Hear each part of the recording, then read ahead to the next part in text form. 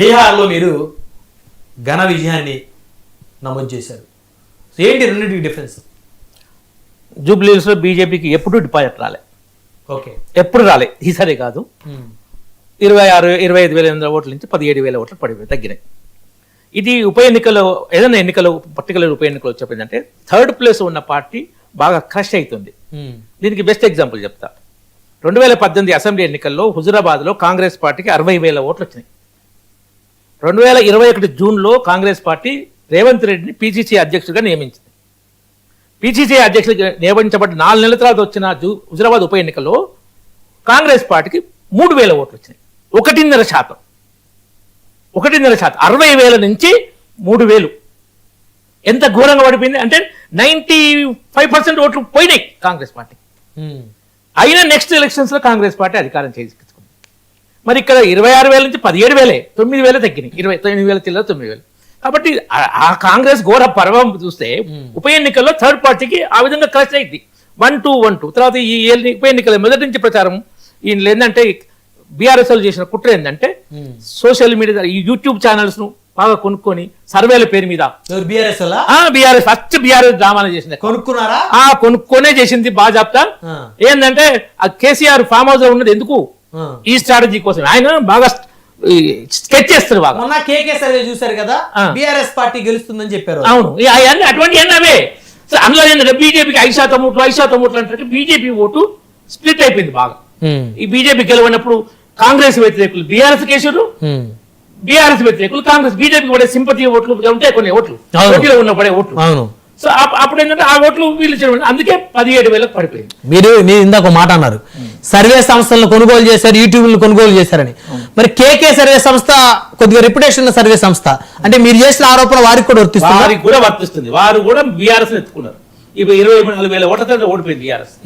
అంటే KK survey తప్పన్నట్టు కదా. ఆ సర్వే తప్పు అంటే వాళ్ళ అంచనాలు తప్పు. ఒకటి సరే, నేను ఓవరాల్ చెప్తున్నాను. మరి వీళ్ళు కూడా ఎంతవరకు ఉందనేది మనం డీటెయిల్. కానీ ఓవరాల్ కేసీఆర్ స్ట్రాటజీ ఏంటంటే ఇక్కడ పర్టికులర్లీ హరీష్ రావు తండ్రి చనిపోయినాక హరీష్ రావు రాకూడదు. ఎవరైనా అందులో హరీష్ రావు తప్పట్టే ప్రశ్నే లేదు. తండ్రి చనిపోయిండు 11-14 దాకా రాకూడదు. ఇప్పుడు రాడు కాబట్టి ఈ టైంలో కనుక జూబ్లీహిల్స్ కనుక బీఆర్ఎస్ గెలిస్తే కేటీఆర్ ను తెలంగాణ మీద రుద్దొచ్చు ముఖ్యమంత్రిగా. హరీష్ రావు ఫలితాల తర్వాత ఏదో కారణంలో బయటికి తన్నొచ్చు. క్యాడర్ పోరు హరీష్ రావు తోటి. జూబ్లీహిల్స్ బీఆర్ఎస్ గెలిస్తే కేటీఆర్ ప్రచారంలో వందల కోట్లు ఖర్చు పెట్టి ఈ మీడియా మేనేజ్మెంట్ ఉంటాయి కదా, రకరకాల మీడియా మేనేజ్మెంట్, మీడియానే కాదు, media, social media, YouTube channel అన్నింటినీ వీటిని బాగా మేనేజ్ చేసి హైప్ క్రియేట్ చేసి జూబ్లీహిల్స్ ను కేటీఆర్ నాయకత్వంలో గెలిపిద్దాం. అప్పుడు హరీష్ రావు కవితను బయటికి పంపించే కేసీఆర్ స్కెచ్ లో కవిత పనిచేస్తుంది. అంటే వాళ్ళు కలిసే ఉన్నారు, కలిసే ఉంది. హరీష్ రావును ఎప్పటికైనా బయటకు పంపాలి. కేటీఆర్ పెద్ద ముప్పు హరీష్ రావు. ఇది కేసీఆర్ ప్లాన్. దానికోసం కవితను పంపి కవిత ద్వారా హరీష్ రావును విమర్శిస్తుంది కవిత. ఎన్నికలు లేనప్పుడు బీఆర్ఎస్ ను అన్నను కూడా విమర్శిస్తుంది. ఎన్నికల టైంలో ఒక్క మాటలు. ఇప్పుడు ఈ టైంలో ఓన్లీ కాంగ్రెస్ ను 6 గ్యారెంటీలు అమలు చేయాలన్నది. బీఆర్ఎస్ ఒక్క మాట లేదు. నిజంగా బీఆర్ఎస్ బయట పోయి ఉంటే ఎందుకంటే అంత కేసీఆర్ స్కెచ్ ఇది. సో ఆ విధంగా ఏంటంటే మైండ్ గేమ్ పార్ట్ లో వాళ్ళు కొంత బీఆర్ఎస్ ఎంత వాళ్ళు స్కెచ్ వేసినా మీ ఓట్లు మీకు రావాలి కదా సార్. ఎప్పుడు మా ఓట్లు ఇప్పుడు కాంగ్రెస్ మరి 3,000 ఎందుకు వచ్చినాయి? ఉత్తరాల్లో 60,000 ఓట్లు ఎందుకు వచ్చినాయి? ఆ పరిస్థితి ఓటరు ఫస్ట్ సెకండ్ ప్లేస్ ఉన్నప్పుడు థర్డ్ ప్లేస్ పార్టీని పక్కకు పెడతారు. పర్టికులర్లీ న్యూట్రల్ ఓటర్ మీద నేను మరీ ఓడిపోయే పార్టీకి మందులో డిపార్ట్మెంట్ పార్టీకి ఎందుకు వేయాలని ఇన్సల్ట్ గా కొంతమంది ఫీల్ అవుతారు. అభిమానం ఉన్నా కానీ నెక్స్ట్ టైం వేద్దాం, ఈసారి అది ఎట్లాగూ డిపార్ట్మెంట్ కూడా తెచ్చుకోలేని పరిస్థితి ఉందన్న ఫీలింగ్ తేవడం కోసం ఇవన్నీ మైండ్ గేమ్స్ అన్నట్టు. ఆ విధంగా దాంట్లో కొంత క్రియేట్ చేసి బీజేపీకి థర్డ్ ప్లేస్, అది కూడా 5% ప్లేస్, ఇప్పుడు 9% ఓట్లు వచ్చింది దగ్గర బీజేపీ ఇప్పుడు కూడా. సో ఆ విధంగా చేయడం వల్ల ఇంకొకటి అదొకటి ముస్లిం ఓట్ల కోసం 2 పార్టీలు ఎంత నీచాలు చేసి. కాంగ్రెస్ అంటే ముస్లింలు, ముస్లింలు అంటే కాంగ్రెస్. స్వయాన ముఖ్యమంత్రి రేవంత్ రెడ్డి పబ్లిక్ మీటింగ్ లో అన్నాడు లేదా? అన్నాడు.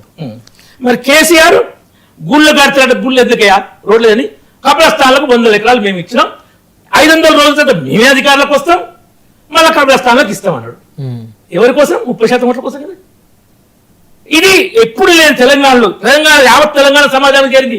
ఈ రెండు పార్టీలు వీళ్ళ ఓట్ల కోసం ఎంత నీచానికైనా దిగజారుతాయి. ఇక్కడ రామిరెడ్డి గారు, మీకు అవసరం లేదా ముస్లిం ఓట్లు బీజేపీకి? మాకు అవసరం లేదు, మేము చెప్పలేదే. మా సబ్కా సాత్ సబ్కా వికాస్ మా విధానం.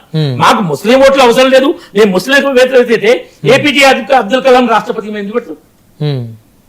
ఎందుకు పెడతాం? ఎక్కడైనా మేము ఏ స్కీములనైనా మేము ముస్లిం వ్యతిరేక ఏమైనా చేసినామా? లేదా ఏనాడన్నా బీజేపీ అంటే ముస్లిం వ్యతిరేక పట్టి చెప్పిందా? మీ కేంద్ర మంత్రి బండి సంజయ్ గారు జూబిలీస్ ప్రచారంలో టోపీ మీద ఆయన కామెంట్స్ చేశాడు. అవును, అంటే అవి ఆ స్థాయిలో ఉన్నటువంటి ఒక నాయకుడు చేయొచ్చా కామెంట్స్? అంతకు ముందు వీళ్ళు రెండు పార్టీలు చేసిన నీచ ప్రచారానికి కౌంటర్ గా ముందు చేయలే. ముందు బండి సంజయ్ గారు చేయలే. కాంగ్రెస్ అంటేనే ముస్లింలు అంటేనే కాంగ్రెస్ అని రేవంత్ రెడ్డి అన్నాక చేసిండు ఆ ప్రచారం. Okay okay okay.